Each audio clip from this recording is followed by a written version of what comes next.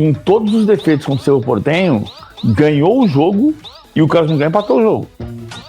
Foi gol contra o Carlos Miguel. Não é? Empatou o jogo, não é individualizado. Não ganhou, né, PVC? Empatou. Sim, o Palmeiras ganhou o jogo. Palmeiras, mas você com todos os defeitos, deixa eu explicar o que eu tô falando. Eu entendi. Com todos os defeitos do jogo contra o Cerro Porteño, o Palmeiras ganhou o jogo e nos acréscimos o Carlos Miguel fez um gol contra. Fala, rapaziada, sejam bem-vindos à Fla Geral TV. Essa aqui é a Clarinha, e Clarinha, essa aqui é a Nação Rubro-Negra. E o PVC, né, caindo de produção ano após ano, era um cara que todos admiravam e hoje em dia fala besteiras como essa. E no vídeo de hoje, lógico, a gente vai falar sobre Flamengo versus Cruzeiro, surpresas na escalação e reclamação do lado de lá por causa daquela tela colocada para a torcida do Cruzeiro. Mas eu acho que essa reclamação não tem muito cabimento. A gente vai falar também sobre essa guerra nos bastidores entre Flamengo e Vasco, né? Pedrinho, que gastou mais de 200 milhões de reais em contratações, pediu recuperação judicial e agora está pedindo empréstimo para fazer novas contratações. Não tem muito sentido. E em relação a patrocinadores, a CIMED provavelmente fechará um acordo com o Flamengo. Qual será a atitude da Leila Pereira? Porque um tempo atrás a Demicon fechou com o Flamengo e eles romperam o contrato. Será que eles romperão o contrato também com a CIMED? E falando sobre Brasileirão Sub-17, já eu mostro para vocês os melhores momentos de Flamengo versus Botafogo. Já adianto para vocês que o placar foi 2-2 após 5 vitórias seguidas do rubro-negro mais querido do Brasil. Essas e outras vocês encontram agora na Fla Geral TV, mas antes disso, se vocês puderem, deixe seu like e se inscreva na Fla Geral, que tem tudo da base ao profissional. Isso aqui é Flamengo! E rapaziada, sobre essa guerra de Flamengo versus Vasco, BAP versus o Pedrinho, né? O Flamengo, ele entrou ali com uma denúncia em relação ao Vasco, porque o Vasco está pedindo 150 milhões de reais emprestado, mas continua no mercado da bola querendo fazer contratações. Por causa disso, a juíza ontem à noite, ela indeferiu o pedido do Vasco para esse empréstimo e quer analisar com mais profundidade para que o Vasco quer os 150 milhões de reais, para contratar jogadores ou para pagar as suas dívidas, porque se está em recuperação judicial, é um momento ali de austeridade financeira e não de sair gastando. Mas o Mauro César deu a seguinte opinião sobre isso. O deságio, a deságio de clube de recuperação judicial aí de 95%, algo próximo disso, ou seja, você deve 100 e paga 5. É bizarro, né? Enfim, mas é para você se reerguer. O que está acontecendo? O clube entra em recuperação judicial, ele contrata jogadores caros, aí daqui a pouquinho não tem dinheiro para pagar, e aí pega dinheiro emprestado, quer dizer, está errando. É para você parar tudo, trabalhar mais enxuto e tentar se recuperar. Não, mas se tiver jogadores ruins, aí não adianta nada, o Vasco está contratando e está lá no penúltimo lugar no campeonato, arriscado a ser rebaixado pela 6ª vez, né, na sua história, não é isso? Caiu 4, mas jogou 5 vezes assim. 5ª vez na história e seria o sexto campeonato da Série B. É isso mesmo, 4 vezes. Pode ser 5º rebaixamento na sua história. Isso começou em 2008 o primeiro rebaixamento. Gente, 2008 são 18 anos. Em 18 anos, o Vasco pode ter a 5ª vez que ele cai para a 2ª divisão. Aí se você contar que ele disputou 5 campeonatos da 2ª divisão, quer dizer, ele praticamente cai um ano a cada 2, 3, ele cai, em média. É assustador, e não mudou nada. O César Grafietti, que é da Hess, ele escreveu um artigo hoje, e aí um trecho que eu vou ler para vocês. Ele fala aqui, ó, veja o caso do Vasco. Após a aprovação do início da recuperação judicial, que foi antes da introdução aí das regras novas, né? O clube fez contratações para escapar do rebaixamento. Hoje, com a reestruturação em período de implantação, o clube já indicou que não tem caixa para além de setembro. Estamos em agosto. Repito, não tem caixa, bufunfa, dinheiro, grana, não tem. Não tem, para o além de setembro. Acabou. Outubro zerou, né? Setembro vai ter um respiro, um chorinho. E ainda assim continua contratando, mesmo após acordar um desconto de 95% sobre dívidas trabalhistas antigas. Ele fala também do Botafogo, etc e tal. Gente, onde você vai parar? E aí, quando o Flamengo entra na dividida, ele está certo, os outros deveriam fazer o mesmo. Especialmente os que brigam contra o rebaixamento com o Vasco. Caso do Mirassol, né? E que não estão em recuperação judicial e que não estão se endividando loucamente. Que estão vivendo a sua vida de acordo com as suas condições. Aí um exemplo, o time cai para a 2ª divisão, fica com as receitas muito, mas muito menores, e quem fez um doping financeiro continua na 1ª divisão, ganhando direito de televisão, entre o restante, né, do que ganha, porque na 1ª divisão você ganha muito. Na 2ª divisão você já tem uma perda gigantesca. Porque o time em recuperação judicial, ele se fortalece, mesmo nessa dificuldade financeira, com jogadores melhores, para enfrentar você que está fazendo tudo direitinho ali. Isso não é ilegal, não é contra a lei. Esse é o ponto que alguns vascaínos... Ah, não, mas não é. Mas é legal isso, esportivamente é correto? Então deveria haver regras, ou precisa ser criado, dentro do fair play financeiro, regras que determinem como é lá fora. Você utilizou o recurso da recuperação judicial, ok, você pode fazer isso. Mas você tem uma penalidade esportiva, porque você não pode ter vantagem esportiva sobre quem não fez isso. E aí eu queria saber a opinião de vocês. O Flamengo tá certo de fazer essa reclamação? Os outros clubes também deveriam fazer isso? Ou vocês acham que o Vasco tem que tocar a vida dele, que o Flamengo não tem nada a ver com isso? Sua opinião é muito importante, por favor, coloca ela aqui embaixo do vídeo.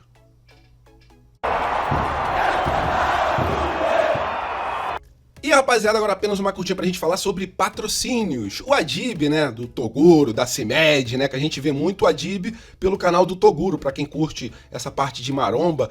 E a CIMED, ela é patrocinadora do Palmeiras. Só que o Adib, ele postou que estava indo até a Gávea conversar com a diretoria do Flamengo e, lógico, pra poder fechar um acordo de patrocínio.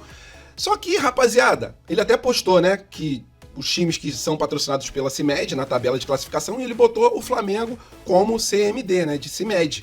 E aí fica esse questionamento. Há um tempo atrás, a dona Leila, ela rompeu o contrato com a Demicon porque a Demicon começou a patrocinar o Flamengo. Tá aí a matéria, né? Leila rompe contrato com empresa após parceria com o Flamengo. Gera incômodo nos bastidores do Palmeiras.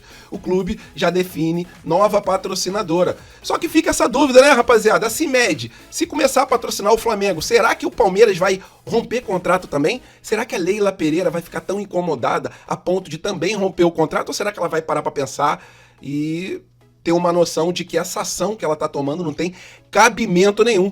Porque não pode o patrocinador querer estampar a sua marca no maior time do Brasil? É aquela história que o Adriano cansa de falar. Nem cavalo aguenta. Então, Leila Pereira, morde as costas porque tá difícil pro teu lado, né? A CIMED provavelmente se tornará a nova patrocinadora do Flamengo e a gente fica naquela expectativa, comendo pipoca e observando. Palmeiras vai romper ou Palmeiras não vai romper o contrato? Isso mostra o tamanho do time de São Paulo. Sua opinião é importante, por favor, coloque ela aqui embaixo do vídeo sobre essa matéria. E rapaziada, falando agora sobre Brasileirão Sub-17, o Flamengo que vinha de 5 vitórias seguidas, na última rodada empatamos com o Botafogo em 2-2. Eu vou deixar já para vocês os melhores momentos desse jogo, mas antes disso, vamos dar uma olhadinha na tabela de classificação. O Flamengo continua na zona para a próxima fase, né, na zona de classificação para a próxima fase, com 19 pontos, e o primeiro colocado é o Fluminense com 26 pontos, seguido do Palmeiras com 25, Atlético Paranaense 24, Bragantino 23, Corinthians 22, Cruzeiro 21, Fortaleza 20 e o Flamengo na 8ª colocação. Nessa partida, rapaziada, o Luiz Guilherme foi o cara do Flamengo. O Flamengo abriu o placar logo no primeiro tempo com o Luiz Guilherme. Depois sofremos o empate, sofremos a virada e no segundo tempo o Luiz Guilherme deixou tudo igual, 2-2. Dá uma olhadinha nos melhores momentos. Incomodando a zaga do Flamengo. Consegue se livrar ali do zagueiro do Flamengo, do Paulo César, no posicionamento mesmo, até usando o braço de referência, dessa vez não foi falta. Finaliza muito bem, mais uma boa defesa do Bruno Emanuel. O Botafogo mais perto do gol nesse momento da partida. Eric, olha o Eric, vacilou, perdeu. Perdeu pro Luiz Henrique, pro Luiz Guilherme. Dominou o Luiz Guilherme, mas já tem marcação pra cima dele. Balançou o corpo, pé esquerdo, bateu pro gol. Boa defesa do Rafael Stein. O Luiz Guilherme ganhou a jogada, foi pro encarar a marcação de 3, clareou no pé esquerdo e obrigou o goleiro a fazer uma excelente defesa. Rafael Barreto sai na velocidade, encara a marcação do segundo, passou pelo segundo, passou pelo terceiro, já tá no campo de ataque. Rafael Barreto, o bom lance na frente, vem Flamengo, Luiz Guilherme bateu pro gol, jogou pra fora. Luiz Guilherme num bom passe, numa grande jogada do Rafael Barreto. Saiu limpando, saiu enfileirando e o passe pro Luiz Guilherme que perdeu a chance do primeiro. Rafael Barreto construindo por dentro, dribla, carregando a bola, né? Gerando vantagem, carregando a bola ali por dentro, no posicionamento que seria do zagueiro, mas ele é lateral esquerdo. O zagueiro do Flamengo, Natan, abriu na posição do Rafael Barreto. Luiz Guilherme, boa abertura na esquerda, João Vitor vem chegando o Flamengo. Aí do João Vitor, entrou na área, dominou, pé direito, bateu cruzado, largou o goleiro, afasta, gol!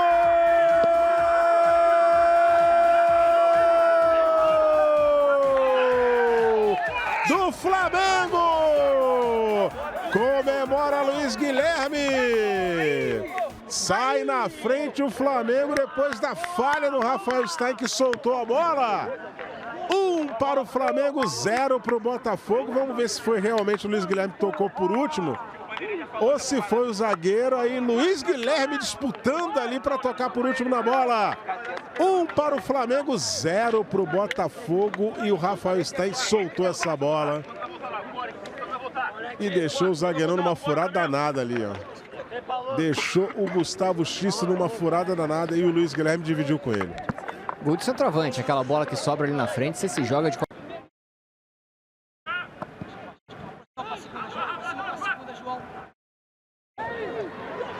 Olha, chegando o Botafogo, Germano dominou, entrou na área, pode empatar, puxou no pé direito, bateu, jogou pra fora! Jogou pra fora, perdeu uma grande oportunidade o Bernardo Germano.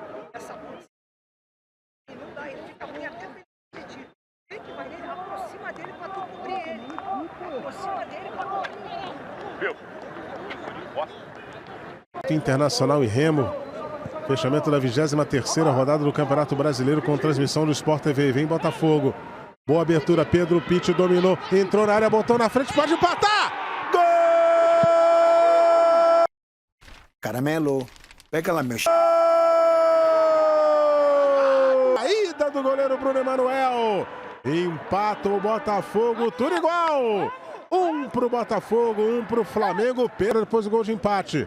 Vitor Hugo trabalha pelo meio, devolveu, condição legal do Luiz Alberto. Tem espaço pela direita, faz o levantamento, vem Botafogo, toque de cabeça, largou o goleiro, a chance, gol! Faz o passe, lá vem Flamengo, Luiz, ainda Luiz Guilherme. Toque do João Vitor, dominou no pé direito, Luiz Guilherme pode bater, bateu pro gol! Gol!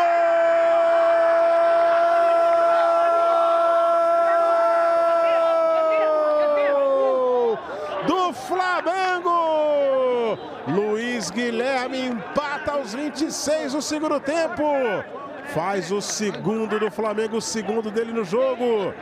Tudo igual no Nilton Santos, 2 para o Botafogo, 2 para o Flamengo. Essa bola chegou a desviar ali, parece que foi no Luigi. E matou o Rafael Stein, Marcelo Raed. Pois é, contou com a sorte ali do desvio no jogador do Botafogo, na cabeça do jogador do Botafogo. Não consegui identificar quem é, o Luigi ali, camisa de número 3. Tirou o Rafael Stein da jogada, mas atacante de referência é isso, né? Pegou ali mais uma bola na entrada da área, bateu forte na direção do gol, ela desviou e empatou o jogo. E é isso, rapaziada. Deixa o like de vocês se vocês gostaram aí da atuação do Luiz Guilherme. E o mais importante é o Flamengo estar subindo de produção nesse Brasileirão Sub-17. E hoje o Brasil vai parar para Flamengo versus Cruzeiro. Partida mais importante do ano. O jogo começa às 9h30 da noite, com transmissão da Rede Globo. E com a nação rubro-negra prometendo dar uma das maiores festas de todos os tempos no Maracanã. Vai ser algo épico. A torcida se organizou bastante. E do lado de lá tem muita reclamação dos cruzeirenses, porque a gente vai colocar aquela tela para a torcida deles. Aí eles estão reclamando, poxa, mas isso é injusto. Só que eles não percebem que no jogo de lá também tinha uma tela gigantesca que o BAP prometeu. Se eles vão tratar a gente assim, eles também serão tratados desse jeito no Maracanã. Para mim, tá correto, tem que ter essa tela mesmo.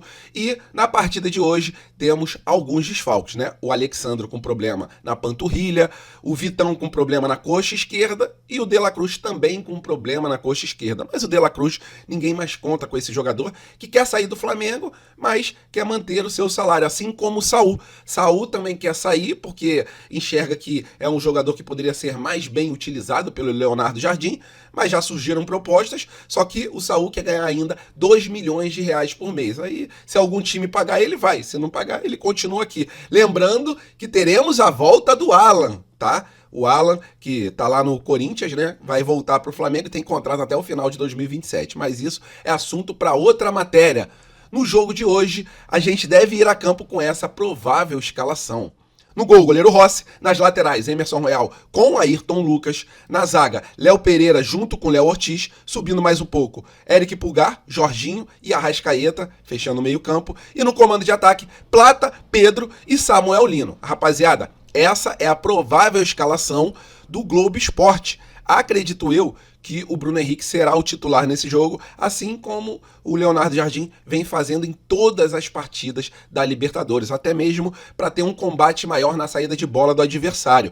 E por falar em adversário, vamos dar uma olhadinha aqui na escalação do Cruzeiro. Cruzeiro que já conta com a volta do goleiro Cássio, mas provavelmente ele manterá o Otávio, que está com mais ritmo de jogo. Então, do lado deles, Otávio no gol, Jonathan e Fabrício Bruno na zaga, Gabriel na lateral esquerda e Fagner na lateral direita. De olho no Fagner, né? Até porque o Fagner, a cada entrada, ele tira ali uma ferramenta da caixinha dele, né? É bem complicado, a gente lembra o que ele fez com o Ederson, jogador do Flamengo, ex-jogador do Flamengo, né? Lucas no meio-campo, junto com Gerson e Matheus Pereira. Na parte do ataque, Wesley, Arroio e Caio Jorge. Temos que ter muita atenção com Arroio. Não podemos dar espaço para esse jogador do Cruzeiro, que na última partida meteu um golaço com um pouquinho de espaço que ele teve, né? E o Caio Jorge é aquele cara que a gente não precisa falar sobre ele. A gente queria a contratação desse jogador porque é um exímio camisa 9. Então, para a partida de hoje é isso. Acredito eu que o Cruzeiro vá se retrancar um pouquinho, esperando aquele contra-ataque maroto. O Flamengo vai ter que ir para cima. Na primeira partida foi 1-1, tá tudo igual. E caso o jogo permaneça no empate, no apito final do juiz, o jogo irá para pênalti, assim como foi a partida do Fluminense ontem, que conseguiu passar para a próxima fase. E por falar em adversários, se a gente passar pelo Cruzeiro, a gente pegará ou o Independente Del Valle ou o Tolima. Na data de ontem, o Independente Del Valle já deu um grande passo para a próxima fase, então de olho também nos adversários. Em relação ao Cruzeiro, é isso que eu falei para vocês, né? Provavelmente jogue fechadinho. Não é um time que joga totalmente retrancado, mas é um time que é muito bem dirigido pelo Arthur Jorge, um bom técnico, e a gente tem que ficar de olho, né? Porque vai ser uma grande disputa entre Arthur Jorge, Leonardo Jardim e, às vezes, um detalhe em relação à parte tática muda tudo sobre o resultado. O meu palpite para essa partida é 1-0 o time do Flamengo. Queria saber o palpite de vocês e também se vocês fariam alguma mudança nesse time rubro-negro. Bom jogo a todos e pra cima deles, Mengão. Valeu, rapaziada. Fiquem com Deus. Bom jogo a todos. Até a próxima e fui!